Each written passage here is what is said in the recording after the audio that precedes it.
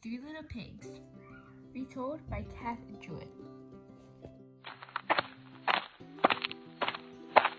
Once upon a time, there were 3 little pigs who lived in a cozy cottage on the hill. They loved to eat all the delicious food their mother made them every day. They ate so much that it wasn't long before the 3 little pigs had grown so big that there was no room for them in the cozy cottage anymore. "I'm sorry," said their mother one morning, "but it's time you made your own way in the world." So the very next day, the 3 little pigs left home. "Don't forget to watch out for the big bad wolf," called their mother as she waved goodbye. "He'll eat you for supper.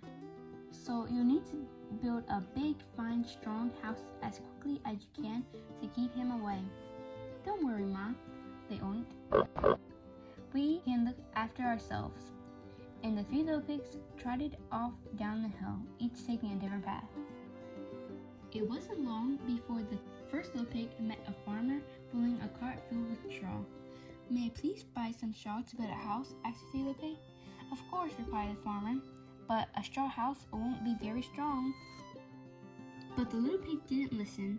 Soon he was busy stacking the bundles of straw for his new house. In no time at all, the house of straw was finished, and the little pig went inside for a nap. He had just shut his eyes when there was a knock at the door. It was the big bad wolf, and he was hungry. Little pig, let me in," growled the wolf. "No," cried the little pig, "not by the hair on my chinny chin chin. Then I'll huff and I'll puff and I'll blow your house down," laughed the wolf, and that's just what he did. Meanwhile, the second little pig was walking along the road when he saw a woodcutter piling up sticks. "Please, may I buy some sticks?" he asked politely. "I want to build a house." "Of course," answered the woodcutter, "but a house made of sticks will soon fall down." But the second little pig wasn't listening. He was much too busy building his new stick house. Soon the house was finished. The little pig had just sat down to rest when there was a knock at the door. It was the big bad wolf. He was even hungrier now. Little pig, let me in," he growled. "No way, not by the hair on my chinny chin chin," cried the second little pig. "Then I'll huff and I'll puff and I'll blow your house down," cried the wolf. And that's exactly what he did. Meanwhile, the third little pig had met a builder.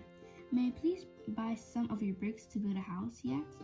"Of course," replied the builder. "A fine, strong house of bricks will last forever." The third little pig took the builder's advice.